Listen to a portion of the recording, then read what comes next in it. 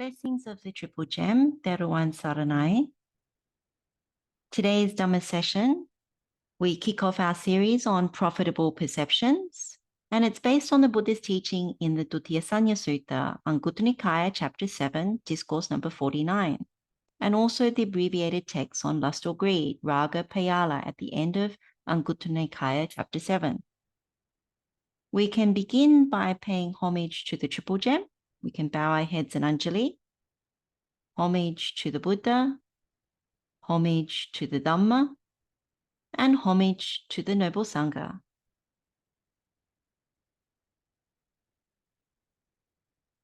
This first session is an introduction and provides some context as to why it's fruitful and beneficial to develop and cultivate this set of 7 profitable perceptions, particularly how to help us to gain direct knowledge of lust or greed.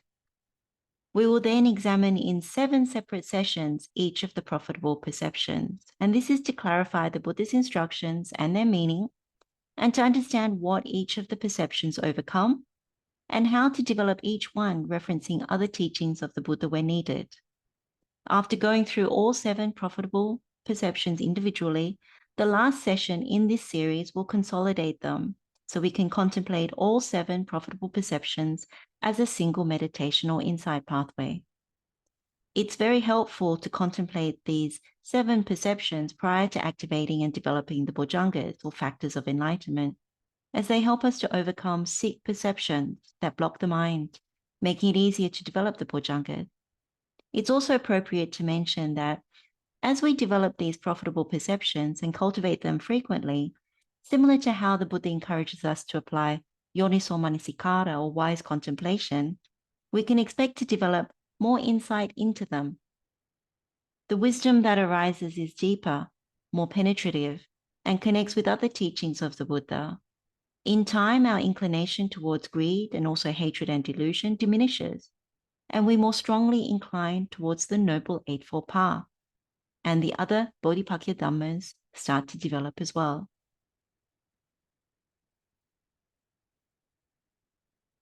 So let's start with what the Buddha says about greed.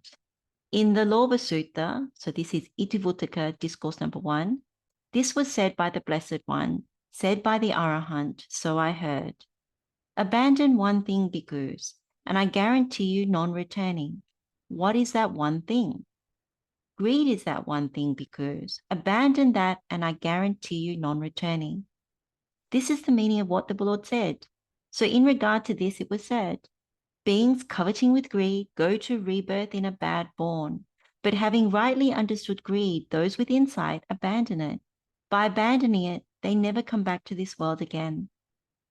So by developing and cultivating certain things, which we will see, we can gain direct knowledge of greed. And by doing so, that is how we're able to abandon greed. So these 7 perceptions, which we're going to go through in this Dutiyasanna Sutta, are one of those sets of things. And as the Buddha has said, if we abandon greed, then he guarantees non-returning. Basically, one can realize path and fruit of non-return, in Pali, anagami. So it's not a small thing.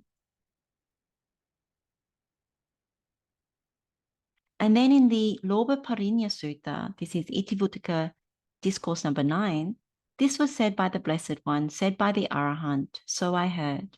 Because one who has not directly known and fully understood greed, who has not detached his mind from it and abandoned it, is incapable of destroying suffering. But one who has directly known and fully understood greed, and one who has detached his mind from it and abandoned it, is capable of destroying suffering. So the Buddha confirms the importance of directly knowing and understanding greed. If we don't do so, we're incapable of destroying suffering. The reference here, the deeper reference here, is to dependent origination. Because if we still have craving, then we always kick off dependent origination. And what results would be coming back into existence, being subject to birth. And then with birth, we're subject to aging and death. And so there's this whole mass of suffering. And so that's what it means. If we don't give up greed, we're incapable of destroying suffering. And as we know, the Buddha's path is all about the arising and passing away of suffering. So the Buddha elaborated by saying, humankind is possessed by greed, bound by greed, and delighted with being. not fully understanding greed, then come again to renewal of being. So in this context, being also means existence. But those who have abandoned greed and who by destroying greed are freed, having conquered the bondage of greed and overcome all suffering. So it's very clearly stated by the Buddha, if we don't abandon greed, then what it means is that we're imbued with it. We take delight, we welcome, and we remain holding to it. So this means we haven't understood the danger, and therefore we don't understand why we have to abandon greed. And so we continuously kick off dependent origination. We're still bound to samsara and this whole mass of suffering. Now, within Anguttara Nikaya, or the numerical discourses, as we said, there's a number of abbreviated texts on lust or greed. So the Buddha would have used certain context, and we'll see this as we go through it, in order to help us to understand why it's really important to cultivate a certain set of perceptions, or even the bojjhangas, or certain insight pathways to help us very quickly penetrate through. And so for this series, we're referring to this Rāgapeyyāla, these abbreviated texts. And they're actually from Anguttara Nikaya, chapter 7, discourse number 615, all the way to 1124. And what is presented on this particular slide are 3 sets of 7 things that are to be developed for the direct knowledge of lust or greed, and also all these other things that the Buddha has abbreviated. So the first set are the 7 factors of enlightenment. The second set are a set of 7 profitable perceptions. And the third set are another set of 7 profitable perceptions. And so I'll just read that out. Because for the direct knowledge of lust, 7 things are to be developed. What 7? The enlightenment factor of mindfulness, the enlightenment factor of discrimination of phenomena. So we also know this as investigation of Dhamma. The enlightenment factor of energy, the enlightenment factor of rapture, the enlightenment factor of tranquility, the enlightenment factor of concentration, and the enlightenment factor of equanimity. For direct knowledge of lust, these 7 things are to be developed. And then the second part is, because for direct knowledge of lust, 7 things are to be developed. What 7? The perception of impermanence, the perception of not self, the perception of unattractiveness, the perception of danger, the perception of abandoning, the perception of dispassion, the perception of cessation. For direct knowledge of lust, these 7 things are to be developed. And the final set is, because for direct knowledge of lust, 7 things are to be developed. What 7? The perception of unattractiveness, the perception of death, the perception of repulsiveness of food, the perception of non-delight in the entire world, the perception of impermanence, the perception of suffering in the impermanent, and the perception of not self in what is suffering. For direct knowledge of lust, these 7 things are to be developed. And then it continues, and it's not on this slide, but it continues by saying, bhikkhus, for direct knowledge, for full understanding, for the utter destruction, for the abandoning, for the destruction, for the vanishing, for the fading away, for the cessation, for the giving up, for the relinquishment of hatred, of delusion, of anger, of hostility, of derogation, of disparaging, of envy, of stinginess, of hypocrisy, of fraud, of obstinacy, of competition, of conceit, of arrogance, of vanity or intoxication, of negligence. These 7 things are to be developed. This is what the Blessed One said, elated, those bhikkhus delighted in the Blessed One's statement. Now, what we can see from that statement of the Buddha, or the passages, is the importance of developing each set of 7 things. They're powerful insight pathways that shouldn't be taken lightly, because they enable us to gain knowledge, wisdom, understanding, to overcome and relinquish greed, hatred, and delusion, and what is rooted in those things. So as with anything we learn from the Buddha, it's important to contemplate and develop them as the Buddha has taught. So in this case, it means a set of 7 things. And in this way, the full benefit can be developed to fulfillment over time. Now, we've already begun to learn how to develop the first set, which is the 7 factors of enlightenment in our Bojjhanga series, as well as applying that in our 3rd doorway to Nibbana. And the second set of perceptions is familiar to some if you've looked at the Gilāna Sutta. So Gilāna Sutta has a set of 10 perceptions. So 7 of those 10 are in this particular sequence. And for this particular profitable perception series, we're looking at the 3rd set. And this is what we link to the Dutiyasanñā Sutta. because that is the Buddha's more lengthy explanation of them. And that's what we're focusing on. So let's now refer to the main teaching of the Buddha to help us to develop this set of 7 perceptions. And the Dutiyasanñā Sutta says, because these 7 perceptions, when developed and cultivated, are of great fruit and benefit, culminating in the deathless, having deathless as their consummation. What 7? So the perception of unattractiveness, the perception of death, the perception of the repulsiveness of food, the perception of non-delight in the entire world, the perception of impermanence, the perception of suffering in the impermanent, and the perception of not self or not me and mine in what is suffering.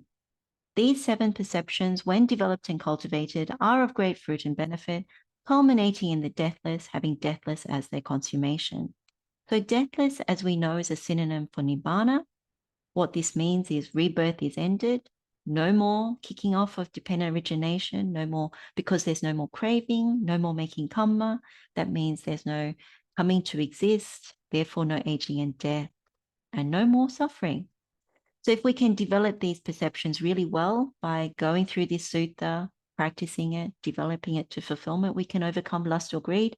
And this means we have the ability to realize Nibbana, the complete cessation of suffering. Now, I just wanted to include here that we are actually familiar with 5 out of the 7 profitable perceptions. So the first 5, because we've come across them when we've practiced the Buddha's instructions in painful practices with slow and quick realization in the Asubha Sutta. So Anguttara Nikaya, chapter 4, discourse number 163. So you know that as the first doorway to Nibbana and the second doorway to Nibbana. And we kick that off with either Dukkha Patipada Danda Binya or Dukkha Patipada Kipa Binya. And the Buddha encourages us to develop those 5 profitable perceptions. Now, in this Gilāna Sutta that we have on this slide, this comes from Anguttara Nikaya, chapter 5, discourse number 121. The Buddha encouraged the development of these same 5 perceptions for sick monastics. So one of the fruits and benefits is to overcome illness. Now, the Buddha says in this sutta, on one occasion, the Blessed One was dwelling at Vesali in the hall with the peaked roof in the great wood. Then in the evening, the Blessed One emerged from seclusion and approached the infirmary, where he saw a certain bhikkhu who was frail and sick. He then sat down in the prepared seat and addressed the bhikkhus. Bhikkhus, if 5 things do not slip away from a frail and sick bhikkhu, it can be expected of him, in no long time, with the destruction of the taints, he will realize for himself with direct knowledge in this very life the taintless liberation of mind, liberation by wisdom, and having entered upon it, he will dwell in it. What 5? Here a bhikkhu dwells contemplating the unattractiveness of the body, perceiving the repulsiveness of food, perceiving non-delight in the entire world, contemplating impermanence in all conditioned phenomena, and he has the perception of death well established internally. And so if these 5 things do not slip away from a frail and sick bhikkhu, it can be expected of him in no long time with the destruction of the taints, he will realize for himself with direct knowledge in this very life the taintless liberation of mind, liberation by wisdom, and having entered upon it, he will dwell in it. So again, we are encouraged here because even when one is frail and sick, if one develops these 5 out of the 7 perceptions, these profitable perceptions, it can lead to the deathless and culminate in the deathless. So it's a very wholesome and wonderful thing, very powerful as well. Now, in this Dutiyasanñā Sutta, having understood the context now, we can see when we go through this sutta, which we'll do in subsequent sessions. So don't worry if we don't fully understand at this juncture all these things that the Buddha is about to refer to. But Buddha gives us the reasons why each profitable perception is of great fruit and benefit, culminating in the deathless, having deathless as their consummation. This is a very good sutta because Buddha actually goes into a little bit more, and we can join it up with other suttas as well to help us to understand the meaning as well as how to practice these things. So what the Buddha says about the perception of unattractiveness is that one's mind shrinks away from sexual intercourse. In terms of perception of death, one's mind shrinks away from attachment to life. When it comes to the perception of repulsiveness of food, one's mind shrinks away from craving for taste. And when it comes to perception of non-delight in the entire world, one's mind shrinks away from the world's beautiful things. In terms of the perception of impermanence, one's mind shrinks away from gain, honor, and praise. In terms of perception of not self in what is suffering, or not me and mine in what is suffering, one's mind is devoid of I-making, so ahankara, my-making or mind-making, mamankara, and also conceit, mana. And then when it comes to perception of suffering in the impermanent, one develops a keen perception of danger towards indolence. So also very, very important. Now, when we look at these profitable perception, what becomes evident to us is that our usual tendency is not with these perceptions. And so when you think of it that way, we're always leaning towards greed, leaning towards lust. And instead, we tend towards unprofitable perceptions. So these are the ones that pervade our mind rather than these profitable ones. So when this is the case, we can turn it around. Because we don't cultivate the perception of unattractiveness, our mind does not shrink away from sexual intercourse. Because we don't cultivate the perception of death, our mind does not shrink away from attachment to life. Because we don't cultivate the perception of repulsiveness of food, our mind does not shrink away from craving for taste. And because we don't cultivate the perception of non-delight in the entire world, our mind does not shrink away from the world's beautiful things. And because we don't cultivate the perception of impermanence, our mind does not shrink away from gain, honor, and praise. Because we don't cultivate the perception of not self or not me and mine in what is suffering, our mind is not devoid of I-making, my or mine-making, and conceit. And because we don't cultivate the perception of suffering in the impermanent, our mind does not develop a keen perception of danger towards indolence. So when you look at the world, you can see the world is very much like this. So if we start to cultivate in our meditation these profitable perceptions, it can be very good for us, because at some point it goes over into daily life. It starts to manifest. So these are the things we need to cultivate in meditation. That's one very important thing to say, not to try and do things in daily life, but to actually cultivate them during formal meditation time and to start to see some of the fruit and benefits. Because at any other point in our day, we're not doing that. So our tendency would be towards lust or greed, and hanging around with other people who are imbued with that. Well, that's the recipe for life. So as per the Buddha's teaching in the Samādhi-bhāvanā Sutta, this is Samyutta Nikaya, chapter 22, discourse number 5. So we frequently practice this a lot. If we have attachment or craving in any of these ways, what we do is we take delight, we welcome or express it, and we remain holding. So in Pali, we know this as abhinandati, abhiwadati, ajosayatitati. So when there's craving, then there's delight.